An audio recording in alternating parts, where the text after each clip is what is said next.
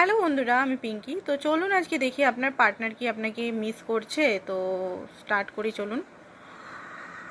দেখুন, আপনার পার্টনার আপনাকে মিস তো করছে, বাট উনি সেটা আপনাকে বোঝাতে চান না যে উনি আপনাকে এত মিস করছেন।